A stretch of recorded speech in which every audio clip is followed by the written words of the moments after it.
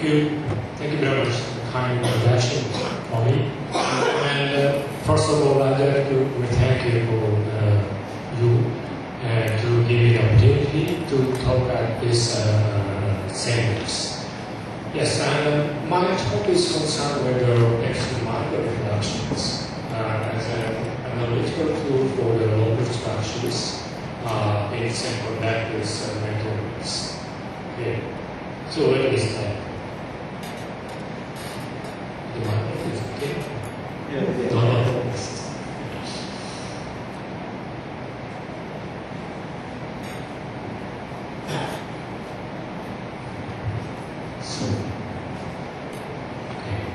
So, first of all, I'd like to introduce the chronologies of these ones. Okay, so the most contributors of this talk is concerned with the spring cables, which is a simple evaluation facility in Japan, Hyogo Prefectures. And so that's Kimura and Maya and Sakai. And also, this is the former my affiliation in Nagoya University peoples and some special design. And also, these two guys give us samples, especially in Japan, nanostructures, nanopattern samples. It's from the IIS at the Research Consortium in Belgium. And also, I will introduce some weapon bonding techniques, which is whether Koji is known for covalent silicon materials and various kinds of wafers, silicon wafers. And also, I will briefly talk on the nitride, aluminum nitride, a substrate which is given by the Mie University group, Miyake, and Professor Kazumasa Hiromatsu. And later, Junki Kawa and Yoshiki Nakamura is also in the university, also a staff in my laboratory, and also in the students in the university and outside the universities. Okay, so what is that to explain the X-ray functions for crystal nurses? Okay, so the X-ray diffraction is, most of people know. So reciprocal information of the structures, which complement the real space techniques, such as microscopes. So in the morning lectures, I will introduce some techniques of such as the TEM microscope. And also, tomorrow the same tomorrow lectures, I will talk about the SCA, which is the most conventional microscopes. So, in a practical experiment using the X-ray diffractions, I think at least four features. The other one is almost no sample accumulations.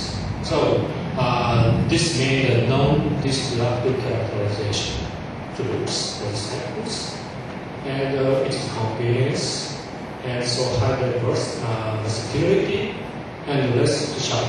So most of people easily use the X-ray diffraction to analyze precise structures. And the second one is it's a high penetrating powers.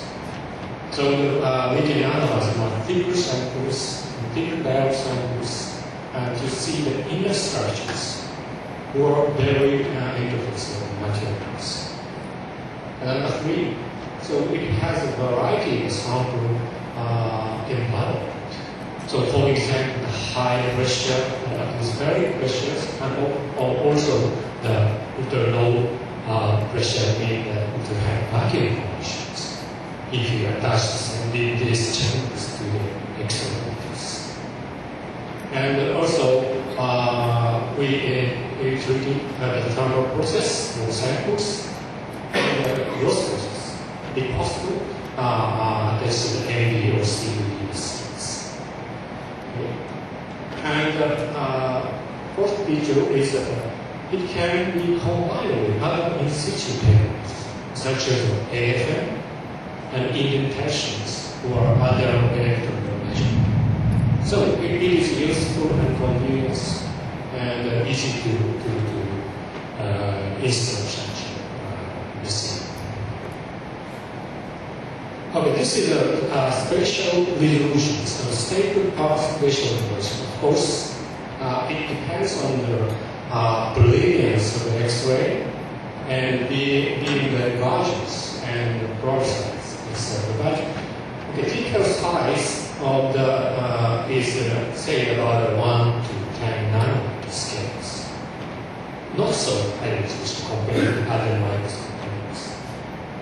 If you use the module-based or model-free analysis functions. And then we can measure the its tiny amount of atomic distance less than the standard or minus 50 nanometers. So we can analyze the small tiny strain. So I mean the atomic distance less than 10 to the minus 4 volts. This is a typical feature of the conventional X-ray state-of-the-art and X-ray diffraction techniques. Okay, so now we think about the X-ray diffractions as a tool for the device or material analysis. In that case, the conventional with the large beams, say about 10, at least 10, so 100 micrometer is a conventional one. This X-ray diffraction reveals the only average structure in these regions, which has yes, they have very good statistics. Okay. So we call this average structure we call ensemble structures in this. So this is the beam size. And so this ensemble structure is an average of the structure without any atypical ones in structures. But if you consider the real case, due to the miniaturization of devices, such as transistors, transistor gate length is the order of the 10 or 20 nanometers scales. And if you consider the diversification process, it's a very complex process to produce such devices, and if you consider the compensation of the structures of the device structures, such as transistor and laser diode, this ensemble structure become beams. This is X. If you reduce the size, this localized specific structure is very important to characterize. So, for analyzing such localized regions, there are at least 3 tasks to be done. The one is the revealing the origin that characterizes enzyme and average structures. Okay. So, for example, when a single gem, silicon structures have ion structures, which has a size distributions, the largest model distribution to carbon dots. Or I'll show later, if the some crystal is deformed, some mosaic is formed to the crystals. But the question is, what is a mosaic? So we have to reveal the origin that characterizes average structures. The second one is exploring phenomenon, which is characterized through the nanoscale size. So, for example, the strain and diffraction reduction, which is typical to small regions. Okay, if you consider this bulk or large pimples, in that case, the defect and strain relaxation methods is completely different from the non-scale lesions, because the non-scale size is a much large ratio of the surface area to the body. Therefore, explain the new phenomenon which is connected to the non-scale. And third one, we focus on the extracting specific structures that affect the full characteristic of the field or affecting IIS functions. So heterointerface is one particular one, and peculiar structure like precipitates in the materials. So to do these tasks, so model-based reconstructions with many parameters doesn't work anymore. So we have to analyze each nanostructure directly using the X-ray microdiffraction. So I say that X-ray microdiffraction targeted beyond the enzyme evaluation process. Okay, this is the background why we use the X-ray microdiffractions. Okay, so these are the contents which I would like to present you. The first, I will briefly talk about the basic process of X-ray diffractions and instrumentation of this microdiffractions. Okay, this is X-ray optics, typical fundamental configuration of the X-ray diffractions. So the X-ray source and X-ray beams and the diffractive beams. So this is the omega with the angle of the incident angles, and the figure is the black angles for the same large spreads. And these are geometrical relations between the real and the reciprocal space and for symmetrical functions. This is the well-known omega-2 sequence. We set omega and 2 theta, and we vary the omega and theta values with keeping the difference of omega and difference of theta values. So we measured, in this case, we measured the largest space of electrons. This is an example of the silicon gem and silicon head systems. And okay, this is the two-step processes. First, these are the pseudomorphic peak of the silicon gem layers, and we measure this. You can see the peaks. But if you anneal the samples, this strain relaxation happens. And in this case, pseudomorphic one is strain relaxed. So this spacing is decreases. So the peak shift to the higher positions.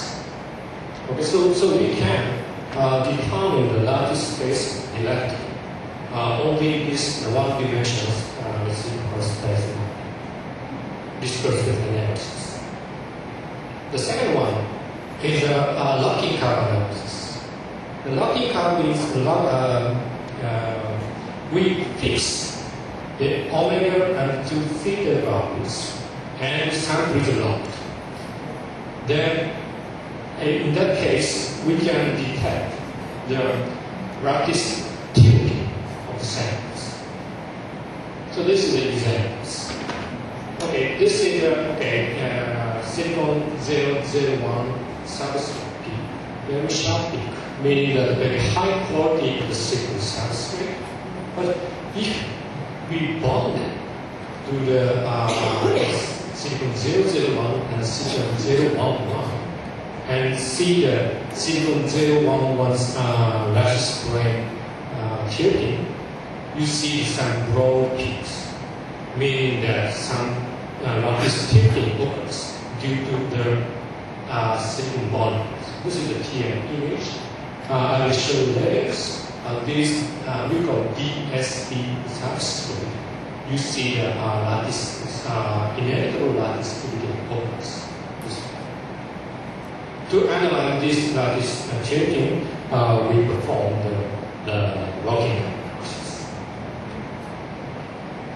The third one is a combination of this omega-2 sigma and locking analysis, and to draw the diameter of the reciprocal space. So we call this one the two-dimensional reciprocal space diameter. This is an example. Abstract. This is a two-dimensional reciprocal space mapping for symmetric diffractions. Okay, we map around these diffraction coefficients. So this diffraction coefficient means that this lattice spacing, and so this lattice spacing can be, if this lattice spacing tilted, you see that some broad peak horizontal directions. So we call this one the mosaic. But if you see that this diffraction spot broadly along the vertical directions, meaning that the valuation of the lattice spaces, which we analyze. So in this case, multiple locking can measure at the fixed geometry of X-ray source and detail for different two-sigma motion. So we can draw the picture of the diffraction spot around this diffraction spot. Okay, this is an option for to be reciprocal space mapping for the asymmetric diffractions. Asymmetric means that the lattice plane, which we perform on the black reflections, were tilted with respect to the surface. So in this case, but the situation is the same. But in this case, yes, this one. If we prepare the straight dash of things, this is a cartoon. This is a substrate, and this is the film. The film lattice constant is slightly larger than the substrate. Okay? So in this case, the first three, the pseudomorphic growth patterns. So pseudomorphic means the horizontal direction of the lattice spacing is almost equal to the other substrate. So sample the film is distorted. Okay? In this case, if you see the X-ray diffractions, you can see the substrate peak. This is the diffraction point. Substrate peak, and so the pseudomorphic film peak is here. So you notice that in this case, both peak has the same QX values, meaning that in real space, both field has the same lattice constant if you see along the QX like this. And if you see the vertical directions, the lattice constant is larger than the field is larger than the substrate. So the QZ value of the substrate is larger compared to the fields. Okay? This is a complementary real space and reciprocal space. But this is the pseudomorphic one. I mean the strain. But if the strain absolution occurs, this peak is zero. This is the character, like this one. So you can see the film, the in-plane lattice spacing becoming larger. Therefore, in the reciprocal space, the Qx value is big. Okay? And if you see that this has a vertical lattice distance, this lattice distance decreases compared to the extremities. Okay? Therefore, the Qz value is very infinite. So, for analyzing the position of the diffraction, we can analyze how strain relaxes are in the fields. This is an example of the technique. Okay, you see the single substrate and the single morphic sequential substrate. This is the strain, and this is the relaxation. And in ordinary case, we see diffraction slope around this, in between this place. So from these positions, we can derive the degree of strain relaxations for both the horizontal directions and vertical directions. Okay, and this is the examples. This is the external relaxation behavior of the single geometric field on sequencing due to that. This is the annealing adjustment, of course. You see the Qx value of the substrate and field is equal. So this means that the strain is immortal. But if you anneal the samples, this P is shifted to this direction. So therefore, some strain relaxation occurs in the fields. And from these P positions, we can derive the degree of strain relaxation of these samples, and in this case, the 24.5% strain relaxation occurs in these fields. Okay. Okay. Also, you can notice that silicon geometry P is somewhat so rounded, elongated along these directions, not sharp peak. So this sharp peak means that some distortion, some defective morphology in the silicon geometry. And from these shapes, we can evaluate mosaic in the distance. And we measure the selective lattice tilting by measuring the true with maximum of delta Qx values, and also delta Qz values, and also the coordinate Qx/Qz. So we can derive the macroscopic tilt like this one, and the local correlation that is there based on this.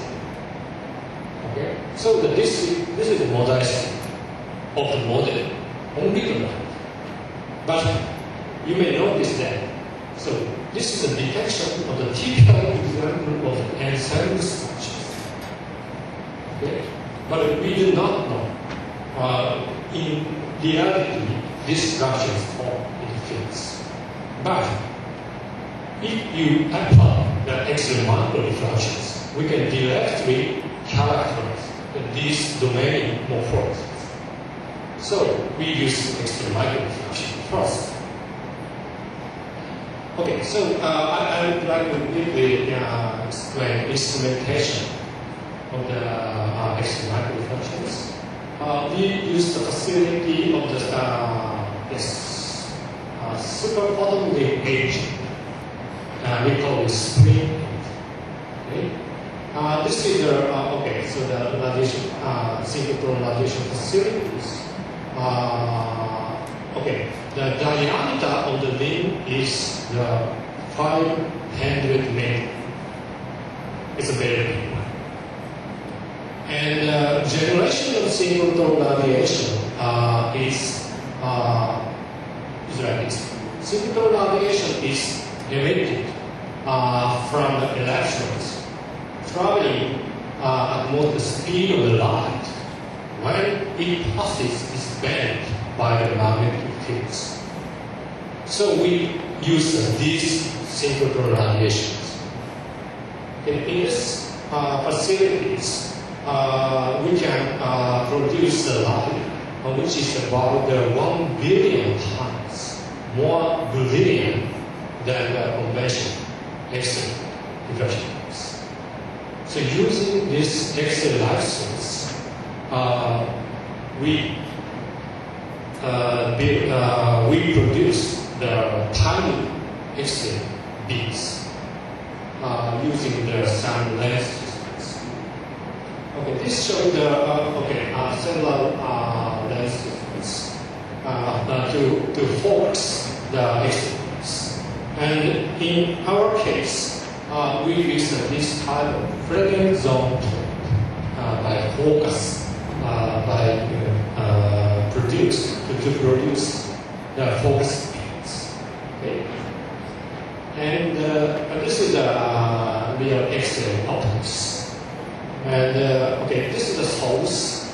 And so apart from about 70 meters, we set this optics using the zone probe and the microsleeve, and to produce the beam size of about 100 nanometer scales. Okay, this is a real setup. The sample position is here, and the beam source is apart from the 70 meters. And so you see a zone plate here, and CCD detectors, and this is a CCD camera for positioning beam on the samples. Okay, we perform the high precision sample positions using online long focal length microscope. This is the offline microscope image. So the scale is 30 micrometers, and we prepare the sample of the silicon GMM diffraction growth rates. Slide. This please. This size is about 2 micrometers, and we can position the X-ray beam to this box site. And so analyze to such a local region of the samples. Okay? So let me move on to the practical experimental results, which is reveal the original characteristics of the same structures for the mosaic. So my first question is, what is a mosaic? Okay, we try to reveal the mosaic structures. We select samples from the little bit older techniques forming the silicon GMM layer on sequence. And so this is a comparison between conventional tools. If you employ the two-step relaxation procedures, you see a very nice silicon GMM layer, the less threading distribution densities. In this case, less than threading distribution density is less than 10% per space. And Mr. Dislocation introduced this possible at the interface like this. Okay? So we analyze this type of silicon GMM layer by X microdiffractions. Now this is a comparison between the conventional one and microdiffraction. You also see the broad peaks for the conventional one with the millimeter scales Prof size. But if you see the Prof size of the 1.9 micrometer scale levels, you can see that this peak in this case solid diffraction problem. Okay. So we can analyze using for the these discrete peaks. Like this. So this is the cross-section profile of such peaks. You identify the discrete peaks. And for these peaks, we analyze the full width half maximum and the tilt of the each peaks, relative tilt of each peaks. So this is the results, and we analyze the domain tilt and directly, and we analyze the domain size from the full width half maximum of each piece. So you can domain by domain analysis can be realized if you use the extra microdiffractions. Okay, and this tilting is caused by the 60-degree dislocations at the pedal interface. So dislocation itself has a strain field around this one. So we analyze and calculate the strain distribution if there is a 60-degree mystic dislocation is located at the head of interface. Actually, you see the sound strain variation which depends on the position of the 60-degree dislocation.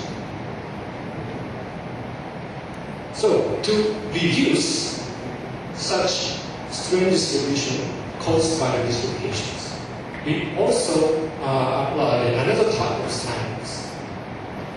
This is the JM sequence. In JM sequence, a sound growth technique produces such a nice, well-controlled morphology of dislocation at interface. Yeah, but this dislocation has not the 60-degree dislocation, but the 90-degree dislocation, edge dislocations. In edge dislocations, the broader spectrum is parallel to the interface, so there is no tilt component in the dislocations.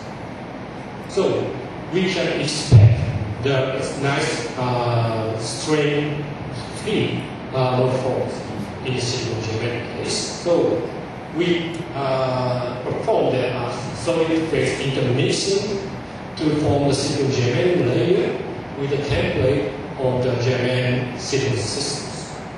Okay. This is the procedures, and the results are compared to the this is a 60-degree dislocation versions, and this is a pure edge dislocation versions using the very, very sharp peaks compared to the distance. So this is due to the interfacial pure edge dislocation method. Okay. So next, I will move on to the next topics. Exploring failure, which is characteristic to the landscape science, and I will explain the line patterns illusion based on the sequence. Okay, this is the announcement given by Intel with exactly this page from the home page. So Intel said announcement in the future for the 22-nanometer node, they build the 3D structure of transistors, say the FinFET structures. So in near features, we use the LSI made with this thin type structures. And since before this announcement, we were interested in what happens if the strain layout is patterned to the nanoscale line shapes. So we analyzed this type of samples, the strain relaxation behaviors. First, we tried the conventional X-ray diffractions. This is this map, and so as you see, this is pseudomorphic supergeometric patterns. And if there is no patterns, in the ideal state, the pseudomorphic supergeometric layers observed like this red circles. And then we pattern the line shapes. So in this case, we observe two directions. The number one is perpendicular to the line directions. And the number two is parallel to the line directions. So you can see very, very much difference between them. So if you see along the number two directions, so parallel to the line, strain is not relaxed. But if you see the perpendicular direction, strain is almost relaxed. This is the response. And also, you can see the actual mapping or posing, some broadened one. So from this data analysis, we reach to these structures.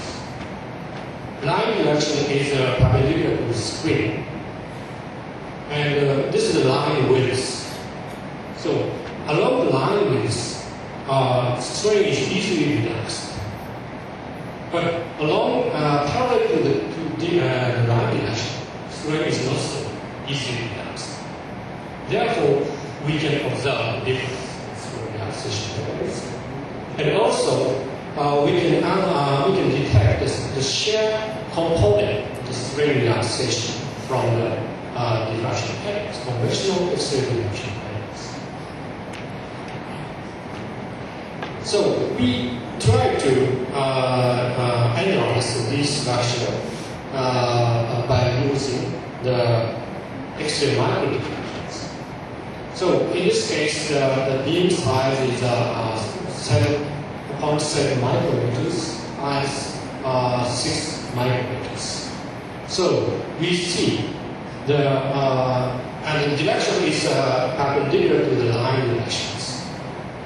So we see about 10 lines. And you see, if you reduce the line width, you can see the sound wing here. So this wing means that the pseudogeometric, the relaxed part, this type of morphologies. And we analyze, so we confirm that this phenomenon by calculating the field element method to reveal the strain distribution of the patterns. The model is like this. This is the sequential layer. And the line stripe direction is the perpendicular to the screen. And so we set the first 250 nanometers, and thickness is about 35 nanometers. And you see the some strain relaxation regions at each columns. Okay. And this is also the characterization dimension. Results depends on the in-plane strain on the position in the pattern symmetry for various line widths. If the line width is the widest, say 1 million, more than 1 million, no such strain relaxation occurs. But if you reduce the line width, the strain, say in this case 15 nanometer, you can see almost all strain is relaxed. Even the pattern are formed. Okay. This is the dependence elastic strain relaxations on the line width and thickness. Okay. If you reduce the line width and thickness increases, some high aspect ratios, so this field easily relaxed. fully strain relax without introduction of the dislocations. So I mean the elastic relaxation easily occurs in the nanoscale line shapes. Okay. Next, move on to the aspect-relation. Okay. This is some report from the ISDM and IIS societies. And generally, or the 3-5 material used for the next generations of channels in the transistors. So because generally has higher hole and electron mobility compared to silicon. And also 3-5 materials have much higher electron mobilities compared to silicons. So people want to use these materials for the channel or transistors form on the silicon substrate. And this is the example of aspect relation limits. Aspect relation means we form the trench patterns. And so the selective epitaxial growth and performed from these regions. And to form such a long epitaxial layers, the size is nanoscale. And this is same technologies. And so we analyzed that this type of the aspect ratio or epitaxial germanium layer on silicon.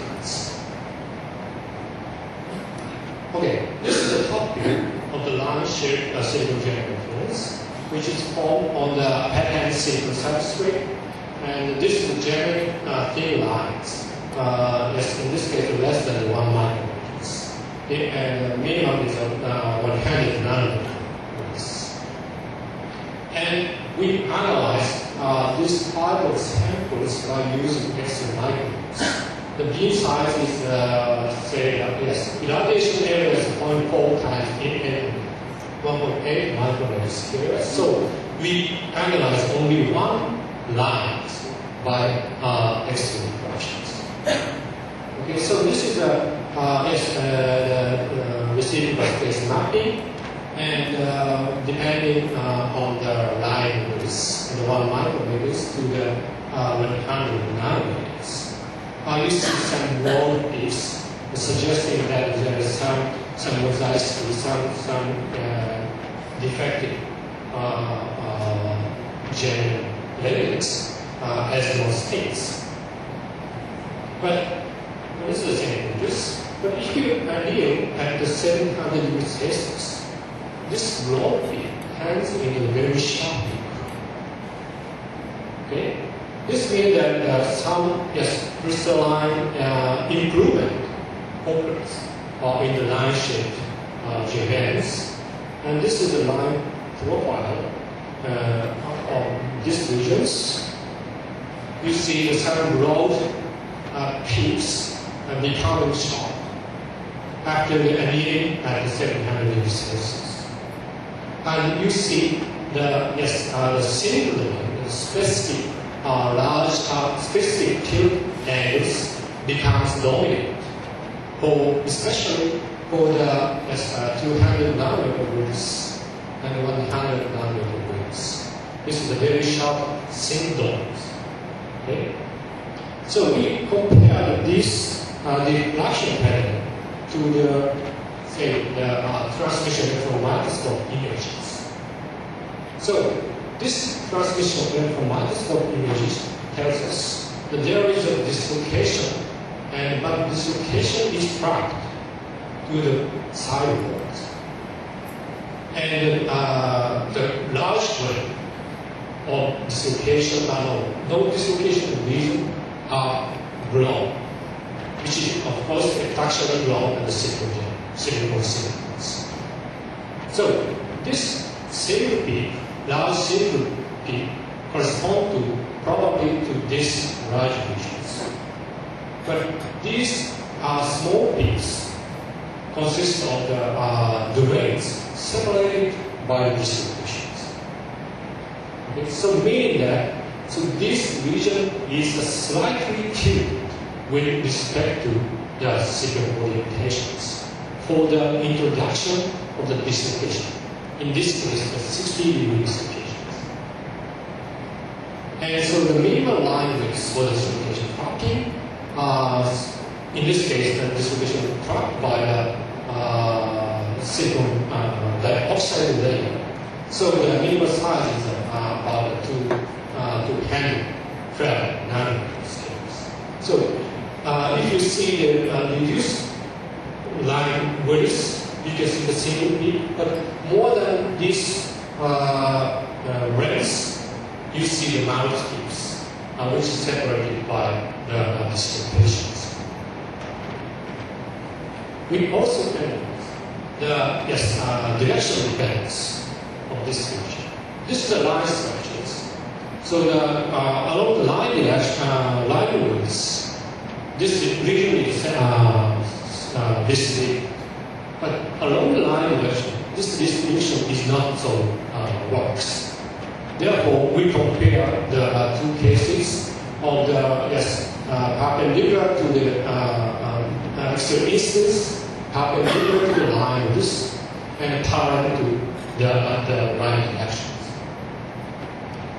And so you actually, if you see the new case, if you see along these directions, you see the several amount of peaks with which the domain structures. But you see along this direction only single peaks. So this is the cartoon which I proposed. So dislocation is tracked by the single side peaks. But at the same time, some domain occurs due to the dislocations itself. So meaning that each line germane is slightly tilted by the amount of the displacement vector of the 60-degree dislocations.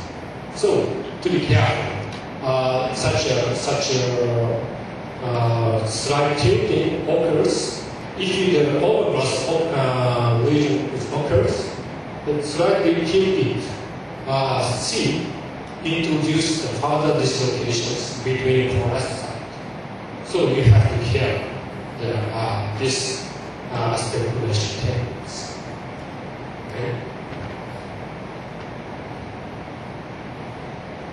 Okay, so let me move on to the final topics on the extracting specific structure that are the whole characteristics. So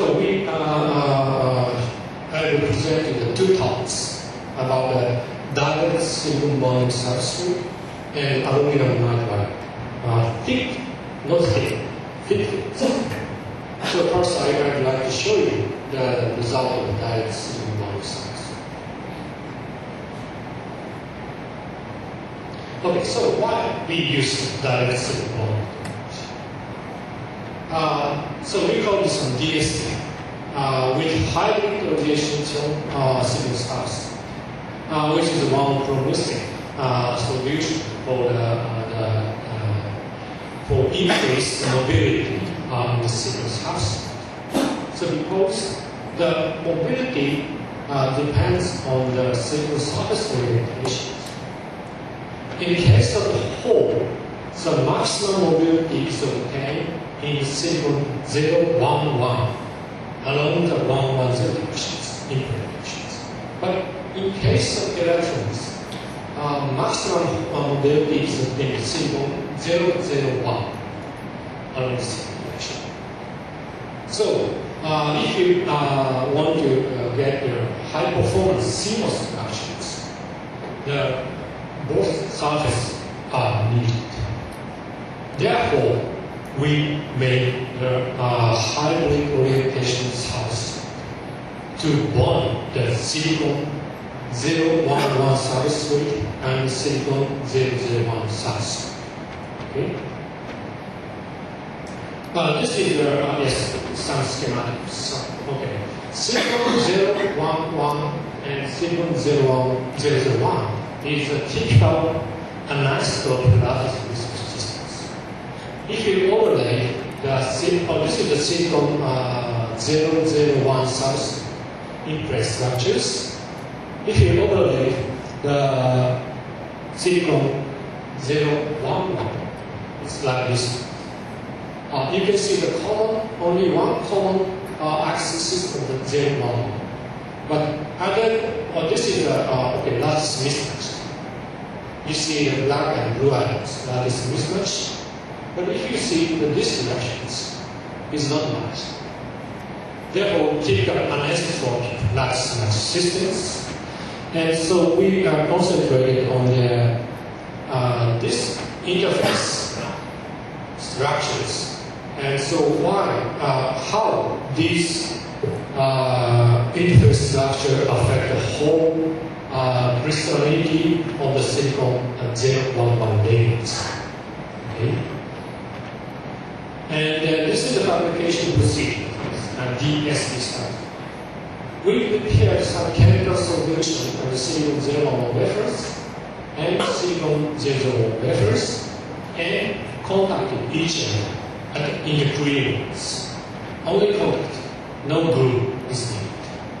So we can produce this type of the bonded substrate, but it has the interfacial oxide layers. So we have to remove these oxide layers. So we blind the top size from the 011 side to the thickness is less than, about 200 nanometers. It's very thin. And then perform the oxide out diffusion annealing. We call this OTA. Very, very high temperatures. It is about 1,000 to 100 degrees Celsius for 1 ounce. And so we can obtain, as shown later, the interfacial SiO2 layer 3 directly bonded substrate. Okay? And so first we investigate this process, how this oxide diffusion occurs by using the X-ray microdiffraction techniques. And in this case, we perform some position-dependent X-ray microdiffraction locking analysis. Okay, this is a scan. X-ray probe is very tiny, so like electron beams. So if you scan the X-ray diffractions, but in practice the sample is small, we obtain the position dependence of the locking times. This is the X-ray locking paths of the 0 to upper layers, and at the two different positions of the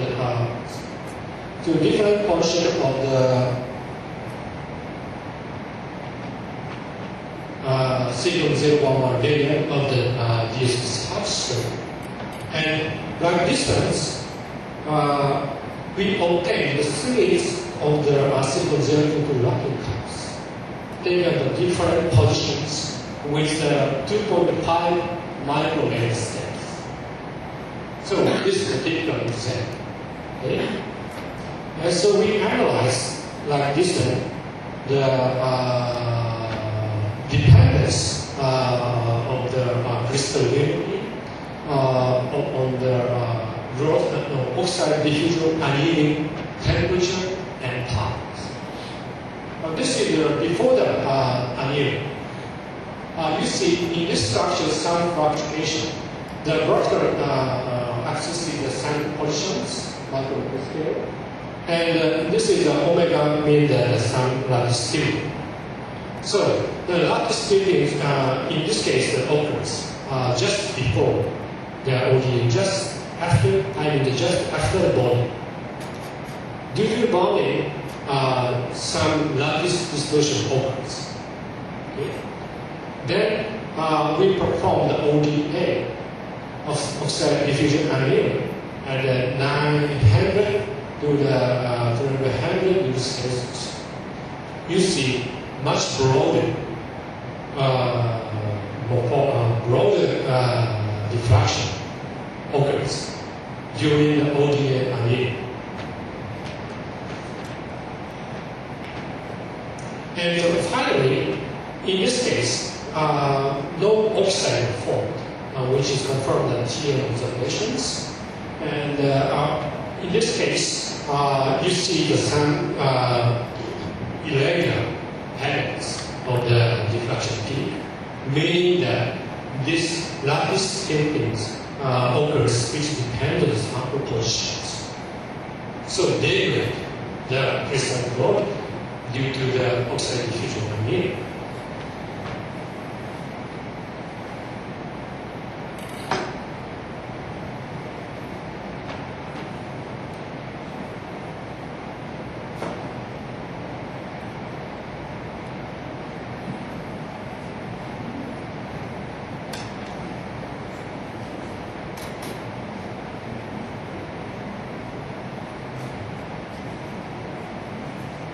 So, this is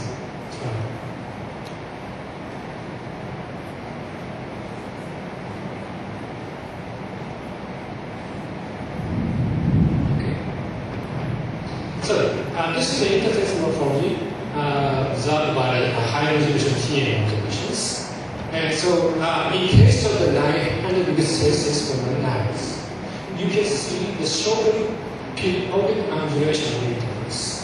But in case of 100 degrees Celsius, you see the longer periodic undulation of the interface. And this morphology is reflected in this X-ray microdiffraction patterns. So, I suppose that during the oxide diffusion annealing process, some oxide formation and decomposition occurs. So this is the reaction. The silicon plus to oxygen plus ASCs leads to the SiO2 formations. This is the oxide formation mechanism, but also the decomposition process occurs. And this formation process leads to volume expansion locally. But this decomposition process, volume shrinkage occurs. So during the OD annealing, some volume expansion and some place volume shrinkage occurs simultaneously. So this some fluctuated lattice occurs. Okay, we also analyze the position dependence map of the sequence 0 to log curves. I mean that if you see, okay, this is the DSC samples. This data is of the beam direction 0, 1, 1, so beam direction like this. We see the same interface, but beam direction is like this. It's along these directions. And if you see the beam direction along the distance in the right hand, so you see the difference. I think this is much lower fluctuations compared to the distance. So this means that some anisotropic lattice tilting occurs in the silicon 011 radius, and tilting around the 0111 axis is less than the tilting around the 100 directions.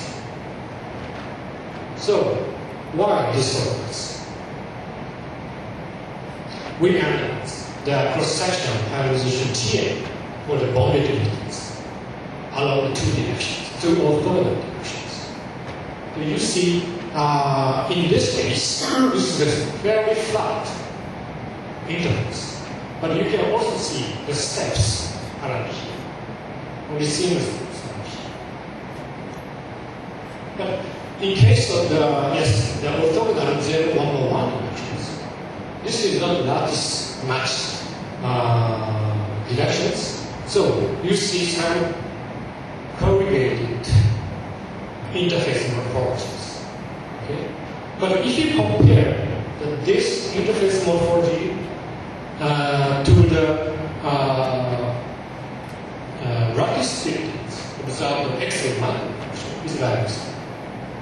So you notice the direction of the lattice field and the atomic conjugation at the heteron interface is perpendicular to each other.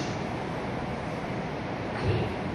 So to interpret these structures, this is the one. This shows the interface structures are associated with Z1 with matrix. There must be a slight misstep on both substrate before the bondings. So this introduces the interfacial dislocation at the bonded interface. And this dislocation very spectrum perpendicular to the interface induces the lattice tilting of the 0 to 2 lattice in the 0, 1, 1 variables. This is the view of the 1, 0, 0, and this is the view of the 1, 0, 1, 1 relations. Okay, these step dislocation at the steps probably induces the lattice tilting of the 0, 1, 1 variables.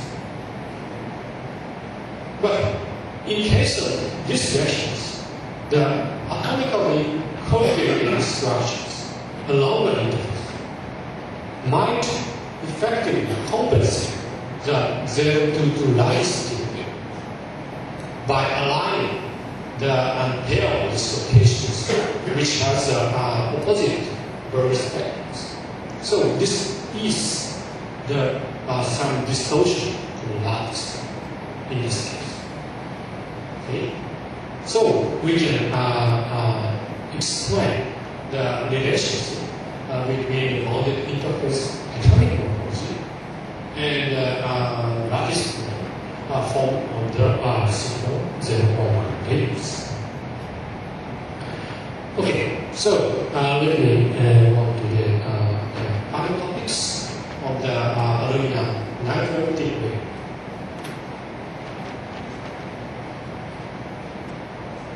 Yes, aluminum nitride is used for the bulk reading diodes.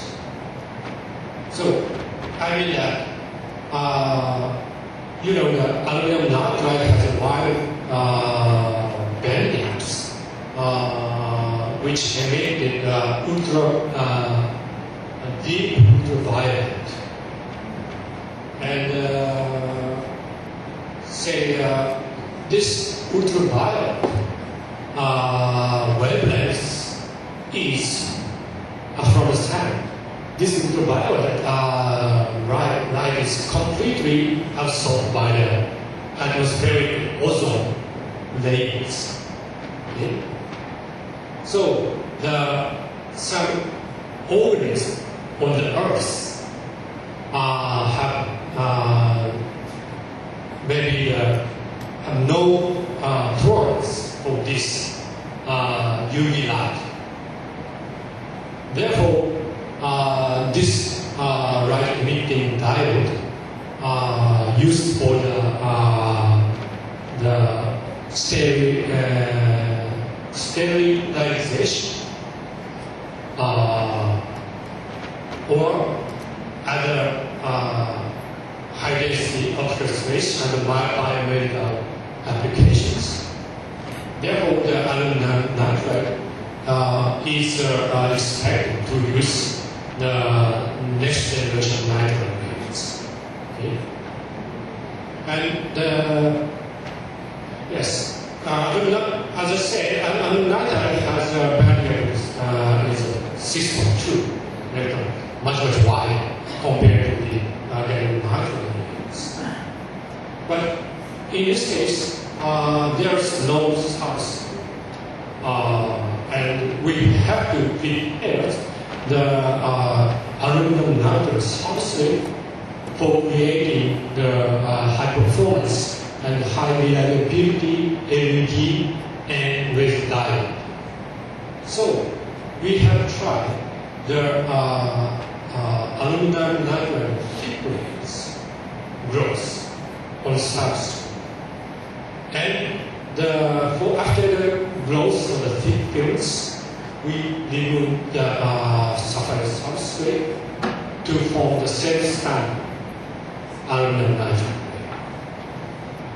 So for thick film formations, so we need the high-speed growth method, which is the hydride vapor phase inductions. Okay, in the aluminum nitride case, we obtain about 30 micrometers per outlet, which is slightly less than the aluminum nitride case, but very, very high growth to produce aluminum nitride. However, there are some mismatch between sapphire and aluminum nitride, and also the lattice mismatch, which is larger, about 30%. So, conventional growth often leads to the degradation of crystallinity, which appear as the cracks and the strain and the curvatures of dislocation, etc. So to improve this growth, we collaborate with professors Hiramasa and Miyake in near universities to produce the aluminum nitride with template size. So this is a periodic trench pattern template for thick aluminum nitride growth. First, we deposit freshly grown aluminum nitride we use by MOVP inspired, and we patterns like this micrometer scale slide patterns. Then we regrowth on the templates. This is the results. The cross-section as estimated images. In this case, you can see the sun buoyant with the periodicity, which is same around the periodicity on the slopes. And this point actually act as a reduction, as reducing the crack and dislocations.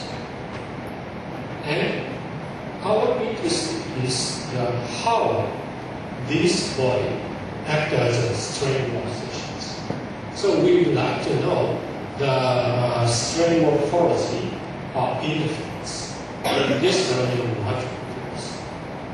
The first we try surface analysis of the external microdiffractions, and we instant the microbeams parallel to the surface plates and scan along the Z directions. Now this is the results. And you see this is the position Z micrometer scale, and this is omega, which is the scale. You see the periodicity, which corresponds to the this ball pin distance. Okay, and you know that you may notice that the bulk compared to the bulk, which is literature difference, is slightly lower and thicker, meaning that it's slightly larger than this constant than the sequence. So it has some strain interference. And strain fields have the periodicity of the point. So another feature is the cross-section. Okay. Now this film thickness is much larger compared to the size of experiments. In this case, the film thickness is about 20 microns. but B size is less than 1 micron. Therefore, we can perform the cross-sectional X-ray diffractions to analyze the strain distributions along the thickness functions. We employ 2 types of the diffraction pattern, which is this one, and also this is the output plane, and this is the input distance. And analyze by distance. Okay, this is a 201 X-ray diffraction case. And we analyze from the interface to the surface. And we instant the X-rays at this position, and each about 2 micron steps. And so we can analyze the strain distributions along the thickness directions. Okay. And in this case, you see this is the data from the interface, along the interface dispersions. But you can see also the intersurface regions. So some you notice that diffraction pattern is different. But this is due to in case of the interface regions, the X-ray is coming from the bottom to the top. And actually, there is some penetration depth of about, in this case, the 20 micrometers. So, this X-ray diffraction patterns includes the depth direction informations. So, you can see the several peaks here. But if you see the top levels, you only see the round surfaces, penetration is around here, so you see the only single. But you can notice that if you see the position of these peaks is different. Okay? It is the main, if you compare the main peaks and this one, position is different in the bands. So meaning that the sun strain is different at the interface and surfaces.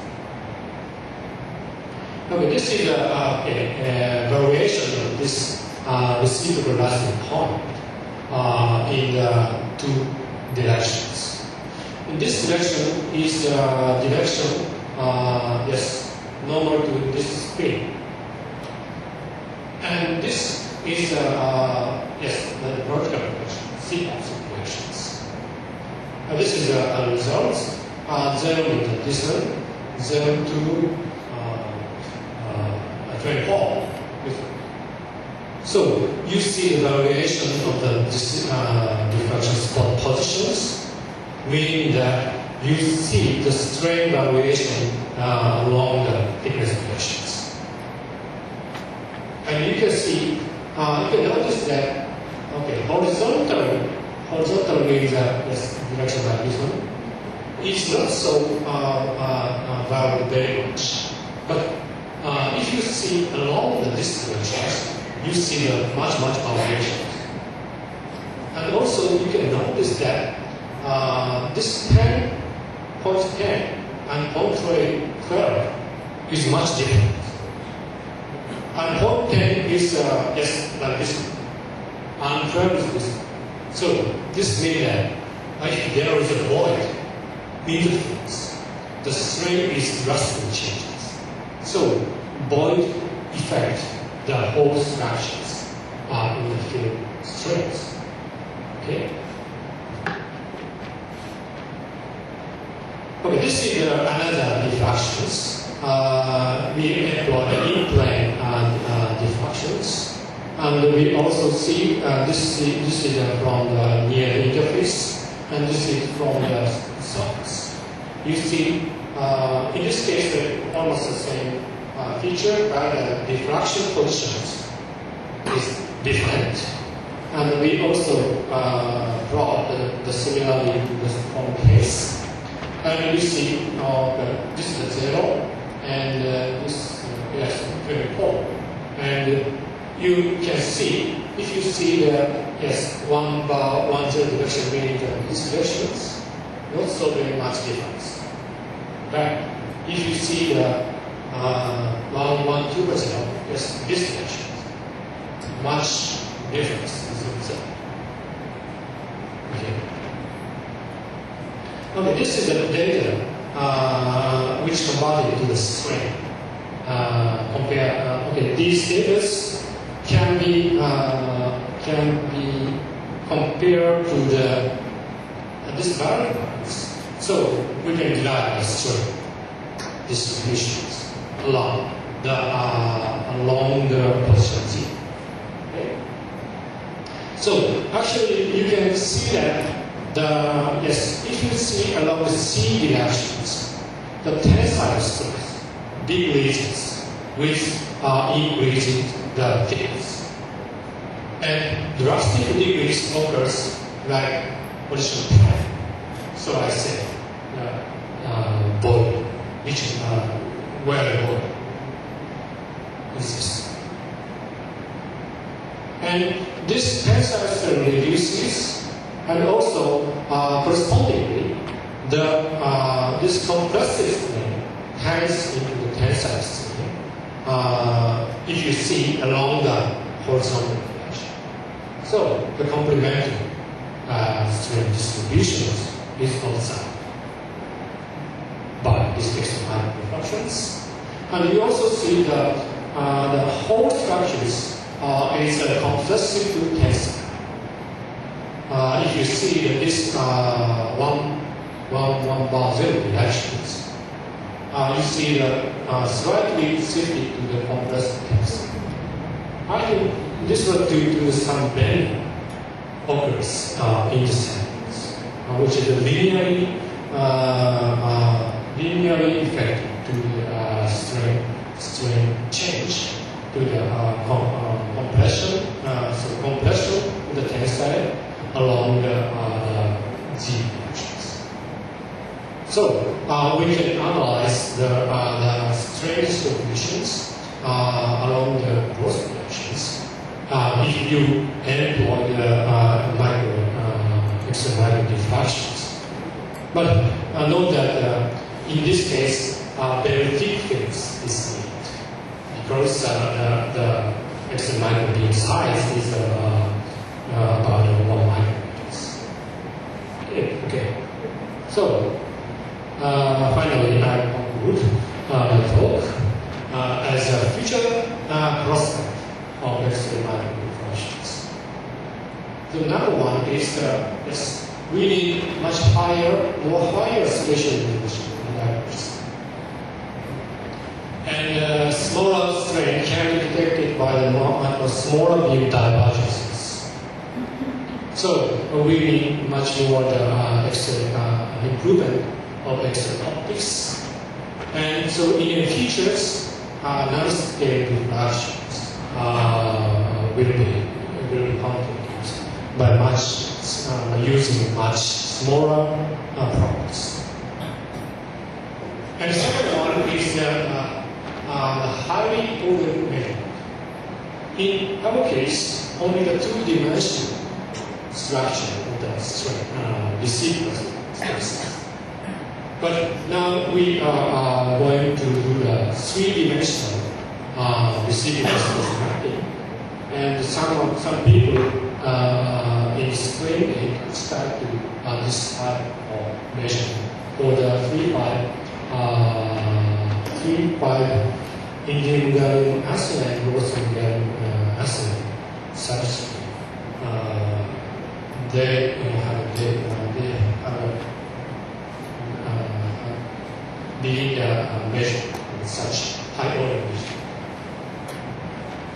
And the third one is this is a special, but we have to get the high time resolution measure. The split gate and cyclical radiation has a pulse speed.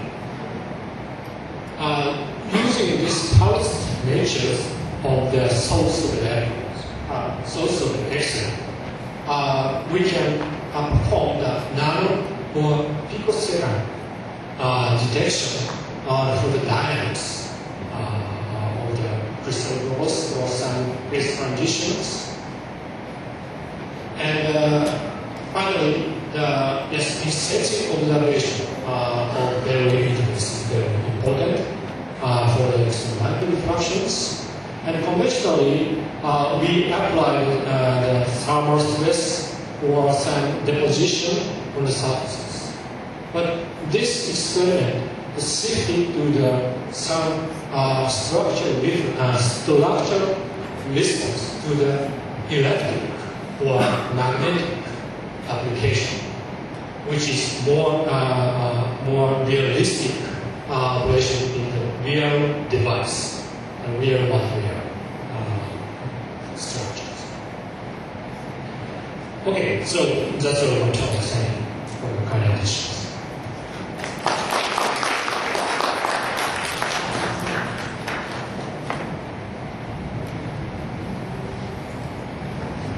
Thank you very much, Prof. Sakai. From the conclusion, it looks very simple, but the whole theory about it is a bit difficult to understand. Any questions? Yes, Dr. Muhammad.